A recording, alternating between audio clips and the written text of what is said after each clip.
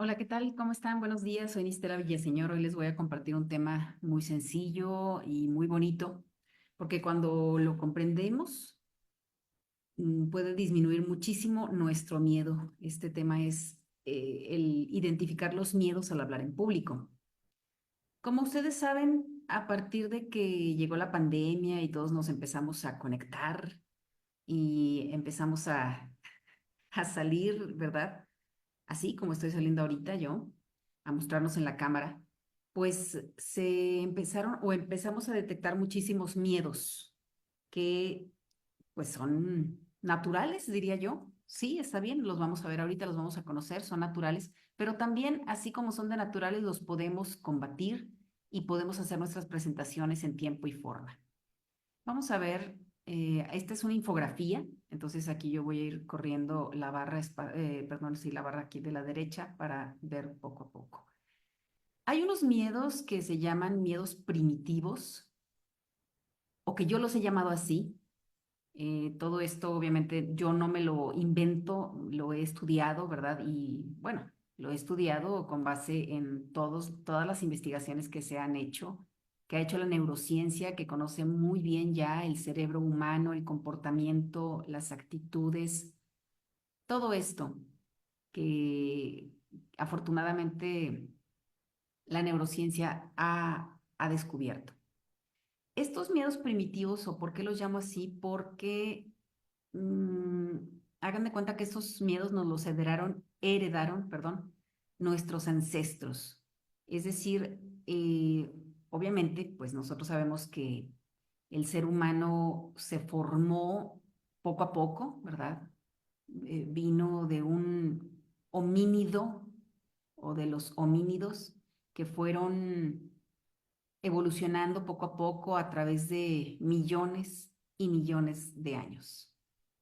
Entonces, sí evolucionó, por supuesto, no obstante, se quedó en su cerebro primitivo o reptiliano algunas memorias, vamos a llamarlo así, que activan las alarmas cuando, pues obviamente nos sentimos en peligro. Y una de ellas, bueno, aquí hay dos, y por eso los llamo miedos primitivos, aquí hay dos, es cuando, ya ven que cuando vamos a hablar en público, pues obviamente tú te paras, estás en un escenario, o vamos a suponer que aunque sea quien sea que va a hablar en público, ya sea que estés en un salón de clase, estás en un auditorio o estás en radio también, aunque no te esté viendo la gente, pero sabes que te están escuchando, sabes que te están poniendo atención cuando estás a cuadro en televisión, siempre que estás expuesto.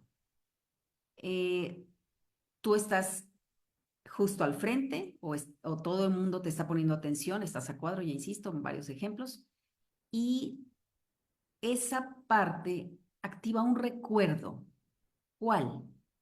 Cuando en aquella época de cuando había animales salvajes, cuando había los grandes depredadores y eso no lo controlaba aquellos homínidos antes de ser un Homo sapiens, pues obviamente se sentían observados.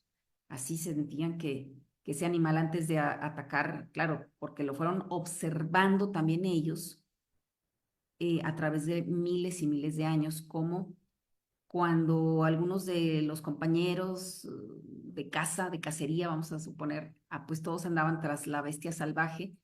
Y cuando ya la bestia se ponía muy viva, pues también imagínense, la bestia salvaje tenía también ese miedo, ¿verdad? Pero pues era mucho más grande ese animal que los homínidos, entonces lo observaba y así más o menos como que lo dominaba con la mirada y luego lo cazaba, o sea, como que lo congelaba o se congelaba ese homínido, ese homo, lo que fuera, homo australopithecus, o sabrá Dios cuál era, ¿verdad? Entonces, entre ellos se fueron dando cuenta, fueron observando de que, caray, o sea, la bestia salvaje lo ve, lo domina y luego, ya sea que le da el zarpazo, o se lo traga, se lo come, ¿verdad? Lo destruye. Entonces, eso se quedó en una memoria antropológica. Y hoy en día nosotros cuando estamos frente a un público, nuestra vamos a decir, como que esa memoria hace como si fuera una comparación en ese recuerdo así de, ay, me están viendo, todos me están viendo a mí, ¿no? Me va a devorar. Vamos a suponer entonces que el público, el cerebro lo puede tomar como amenazante, como era en aquel entonces la bestia salvaje, ¿sí? Y otro miedo primitivo, y ese lo tenemos absolutamente todos los seres humanos sobre la faz de la tierra, tememos ser rechazados. ¿Por qué? Porque antes no había Netflix, ni Didi, ni Uber, ni Didi Foods, ni nada de nada, ¿verdad? No era como ahora que si estamos solitos o vamos a suponer que, ay, no me estoy llevando bien con la familia o ya no encajo en ese grupo social o simplemente quiero estar sola o solo. Y no me pasa nada, absolutamente nada, porque la modernidad me ha llenado de muchísimas herramientas en las que yo puedo sobrevivir sola o solo. Y bueno, ahí yo entrecomillaría, ¿verdad? Porque por supuesto la interacción social sirve muchísimo al desarrollo del cerebro humano y a una regulación, a un equilibrio de nuestro bienestar. Pero bueno, eso lo vamos a dejar un poquito de lado. Pero antes eso no se podía. Si como aquí dice, si alguien era rechazado del clan, vamos a suponer, cuando los rechazaban a un miembro de esos clanes, que esos clanes no eran tan grandes, eran pequeños grupos que se iban conformando, ¿verdad?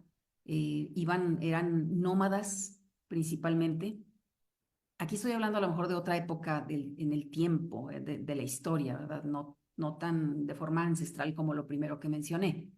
Aquí ya había un poco más de habilidades para la cacería, la recolección, para defenderse y todo esto. No obstante, a pesar de que ya había herramientas, no podían permanecer ellos solos como ahora. Una sola persona o un solo ser, ¿verdad? Un solo homínido o un solo Homo australopithecus o u Homo habilis u Homo lo que sea, no podía permanecer solito porque moría. ¿Por qué? Pues porque entre todos se defendían. ¿De qué se defendían? De las bestias salvajes, del clima, obviamente, entre todos cazaban, entre todos recolectaban, entre todos se defendían unos a otros. Entonces, si uno de esos seres, ya sea que envejeciera o que en la cacería era dañado o que alguna hembra a lo mejor al parir a la cría eh, estaba vulnerable, enferma, o lo que sea, se enfermaba, lo que sea, lo excluían del clan. Y no es que fueran unos malditos, ¿sí? Es que obviamente el raciocinio, no había tanto raciocinio, ya había más instinto, entonces lo dejaban fuera del clan. ¿Por qué?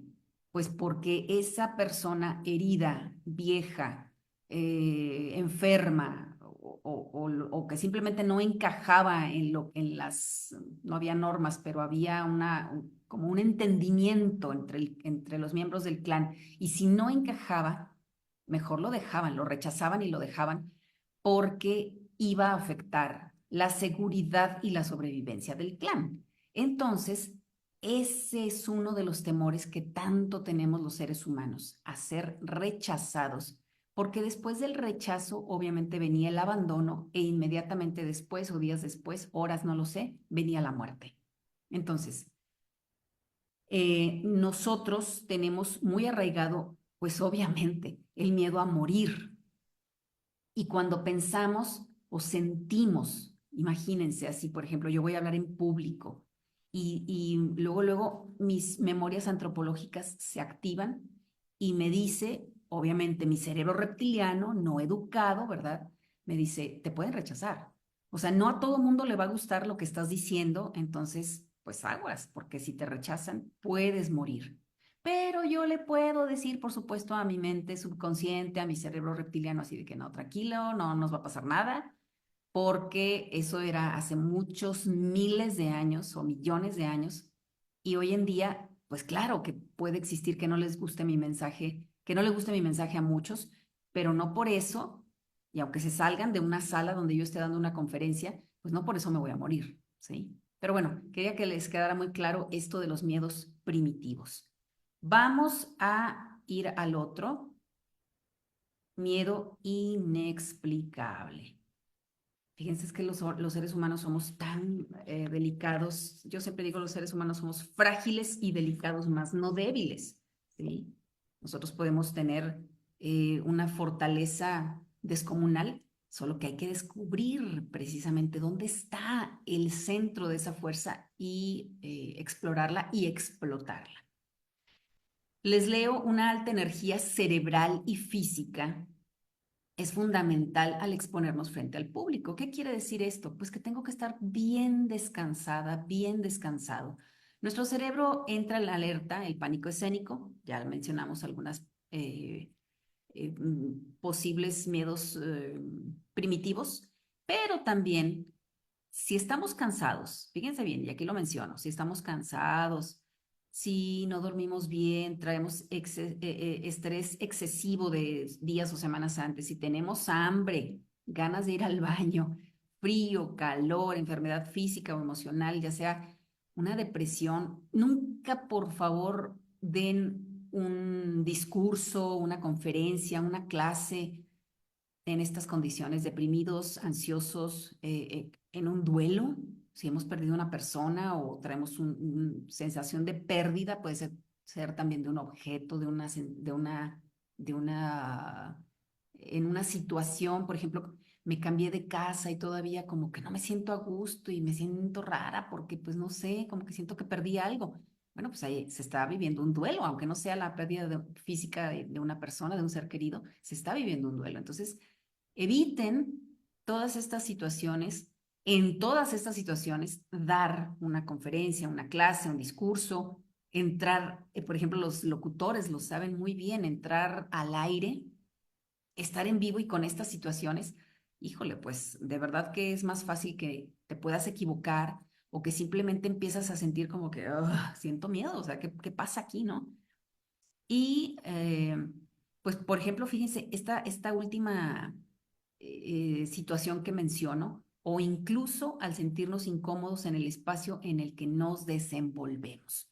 Cuando yo doy talleres, una de las situaciones que tengo que acomodar muy bien, talleres o capacitaciones en empresas, yo tengo que acomodar muy bien mi espacio.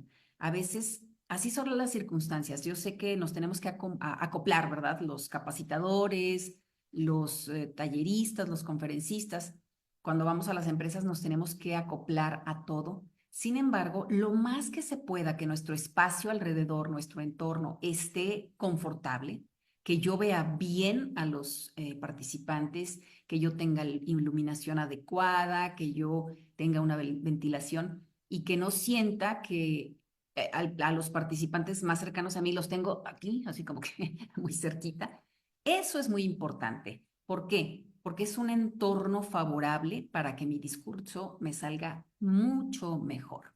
Entonces, cuando sientan de repente que están dando una plática, insisto, un discurso, una conferencia, un taller, cualquier mensaje, y de repente dicen, ay, ¿por qué me estoy sintiendo como que, o ya desde antes de empezar, como que, no puedo calmarme de ese miedo, porque, ¿saben? A todos nos da miedo. Para las personas que nunca se han enfrentado a un público, quiero que sepan que siempre de los siempre nos da miedo a todos, al conferencista, tallerista, al locutor, al conductor más experimentado. Siempre los primeros minutos se siente una sensación de nerviosismo y es que creen natural. ¿Por qué? Pues por lo que dije hace rato, porque también tenemos nuestras memorias antropológicas y el primer impacto voy a estar expuesto es a lo mejor me van a rechazar o a lo mejor me van a devorar con la crítica, pero eso es perfectamente natural y por supuesto lo que es natural también es que se vaya ese miedo, esa sensación de nerviosismo, también se tiene que ir en los primeros minutos. Si no se va, está pasándome algo como lo que estamos viendo ahorita, ¿sí? Que ando cansada, que tengo sueño, que traigo un estrés excesivo, ganas de ir al baño, lo que sea. O sea, pues imagínense, dar una conferencia de una hora y media, yo con ganas de ir al baño, no. Antes váyanse al baño, antes averigüen cómo están y por supuesto también hay técnicas, no las voy a mencionar aquí, las mencionaré, perdón, en otra ocasión, pero hay técnicas para relajarnos cuando dices, ok, sí dormí, sí comí, no tengo ganas de ir al baño, todo está bien. ¿Y qué pasa? ¿Y por qué sigo así como que ansiosito, ¿no? Como que miedosa, no sé. Entonces, hay unas técnicas para relajarnos, ya se las compartiré en otra ocasión. Siguiente miedo. Híjole, este también es muy probable que lo tengamos la mayoría cuando no hemos hecho un proceso de sanación interior, cuando mm, pues todavía hay algo que trabajar ahí de forma interna, ¿sí? De forma, pues sí, interior, como lo estoy mencionando. Es el miedo por baja autoestima. Fíjense bien, hay varias heridas. Aquí estas heridas que yo menciono, rechazo, abandono, humillación, injusticia, traición, pues me basé en un libro, el libro de las 5 heridas. No recuerdo en este momento, creo que es de apellido Borbou, Rosa Borbou, no me acuerdo, discúlpenme, se los debo, pero sí, obviamente me basé en un libro muy, muy bonito y que muchas personas y muchos terapeutas, muchos psicólogos lo conocen. Esas heridas, cuando no están sanadas, pues nos vuelven vulnerables, como bien dice aquí, y pues más obviamente cuando estamos expuestos. Acuérdense, uno de los miedos más grandes que tiene el ser humano es a estar expuesto, ¿sí? Por ejemplo, aquí, esta pequeña exposición que estoy dando se llama Cómo combatir los miedos al hablar, y es pues al hablar en público, pero también puede ser que los artistas, así sea que dominen su área de conocimiento, ya sea el pianista, el bailarín, el actor, todas estas personas que se exponen a un público también pueden llegar a sentir esto, aunque dominen, insisto, toda ese arte que están compartiendo. ¿Por qué? Pues porque exponen todo, o sea, al exponerse, también como quien habla en público, estás totalmente expuesto. Ustedes ahorita me están viendo a mí y obviamente pues digo, obviamente, vaya, no nos vemos físicamente, esto se va a quedar grabado, pero estoy exponiéndome a la crítica tuya, a tu gusto o tu disgusto, a que me saques la garra a lo mejor y que destroces todo esto. Y se vale. O sea, yo no digo que le voy a gustar a todo mundo, pero les doy la explicación de cómo, por qué nos volvemos vulnerables al estar en público. Entonces, si traemos este tipo de issues, ¿sí? Estas heridas, pues obviamente va a ser mucho más, se va a notar más frente al público. Esa baja autoestima, el sentirnos inadecuados para la ocasión, fíjense bien, hay que ponerle mucha atención a cómo nos vestimos, si andamos peinados, si nos sentimos bien o mal con nuestra imagen. Y también, ojo, si algún día te toca presentarte y estás ahí, va a estar un familiar o un amigo. Bueno, yo no diría que un amigo te puede ser intimidante. Ojalá no sea tu amigo o no lo tomes como un amigo o una amiga si es intimidante para ti. Pero puede darse el caso de que consideres a alguien tu amigo, tu amiga, un familiar y que esa persona resulte intimidante para ti y resulta que está ahí en el público. Entonces, también hay estrategias para eso, pero más que estrategias, porque yo te podría decir ahorita, mira, no, hombre, hazle así rapidito, pero esta parte, y bueno, las 3 partes que he mencionado, son para trabajarse de forma muy profunda, de hacer conciencia de, bueno, cómo me siento, desde cuando me siento así, o sea, no nada más en público me siento con baja autoestima o me siento inadecuado, inadecuada, no nada más cuando me voy a exponer siento esto, sino pues a veces cuando estoy en reuniones y aunque no tenga que hablar o me siento así con la pareja, me siento así con los hijos, me siento así con todo mundo, entonces algo hay que trabajar ahí y por supuesto pues los invito a eso también, a que profundicen e identifiquen cuáles son esas heridas que traen o una o dos o espero que no todas, por supuesto, y trabajarlas. Y uno de los miedos más comunes. Yo creo que este nos sucedía a todos en la escuela. A mí me sucedía mucho. Fíjense, yo hacía una especie de autosabotaje y no me daba cuenta. Ya hasta después que fui trabajando en mí, yo decía, es que, bueno, no decía que no había estudiado, ¿verdad? No, no decía, por supuesto, ¿verdad? Pero a propósito yo no estudiaba para así como que, pues no saber, ¿verdad? Pero ¿por qué no estudiaba y no quería saber? Porque no quería exponerme. Esa era la verdad de todo. Y fíjense cómo yo ahí hacía un círculo vicioso. No estudio, entonces no sé qué decir y me da miedo porque pues no sé ni qué voy a hablar.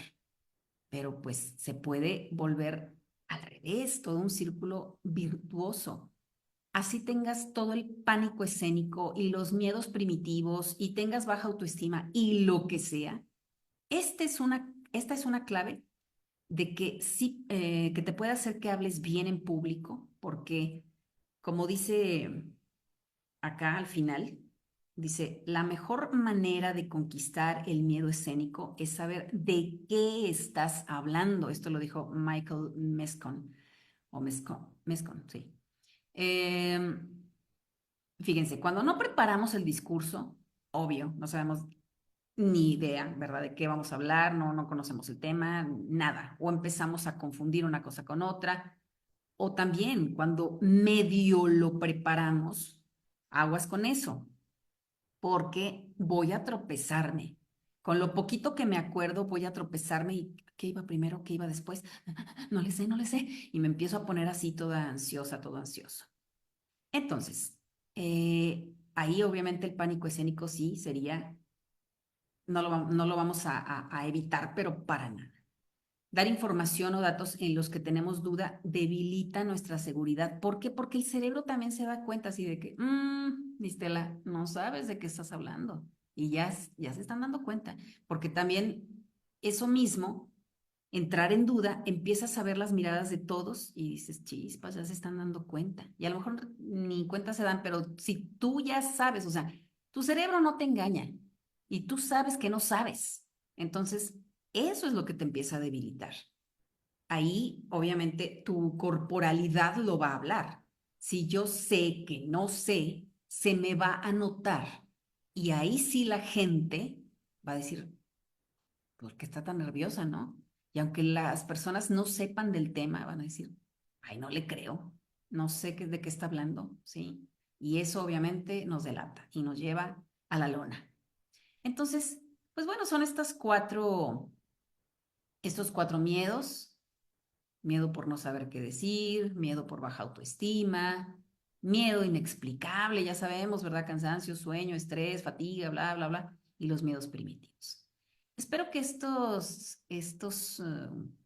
conocimientos, este tema así, fácil, bueno, yo considero que es fácil, considero que es digerible. Espero que te sirva para la próxima vez que te enfrentes a dar un mensaje en público y pues sobre todo, por si tú quisieras vivir de esto, vivir de, de dar un discurso, de ser un locutor, de ser una conductora de televisión, de ser maestro, de ser iba a decir maestra de ceremonias, por ejemplo, ese es distinto. Yo soy maestra de ceremonias actualmente, no obstante, yo hago una trampa. ¿Por qué? Porque el ser maestra de ceremonias casi siempre vas a solamente presentar a las autoridades y a mí me falla un poco la memoria. Me falla la memoria tanto en los nombres cuando no conozco bien a las personas y me falla la memoria visual porque no identifico, digo, sé que conozco a esta persona, pero no sé cómo se llama y no me acuerdo. Entonces, lo que yo hago para que me salga muy bien toda mi participación como maestra de ceremonias, es que siempre llevo mi guión, pero en excelencia, ¿sí? Nombres de todos, quién va a estar, cómo se llama la persona, qué cargo tiene, todo, todo, todo. Y lo leo, sinceramente lo leo, ¿Por qué? Porque se me puede olvidar. Entonces, ¿para qué yo misma me tropiezo? Entonces, lo leo, obviamente, sí, de vez en cuando volteo a ver al público, pero estoy más al pendiente de mi guión. Hay muchas herramientas que se puede hacer dependiendo de a qué te vas a dedicar si tú quisieras exponerte al público, si vas a ser locutora, conductor, maestra de ceremonias, si vas a ser maestro, lo que sea, pero siempre hay que saber controlar el miedo y no dejar que el miedo nos controle a nosotros. Espero que este tema te haya agradado y bueno, seguiré en contacto contigo con otros temas que espero que sean muy benéficos para ti. Muchísimas gracias y hasta la próxima.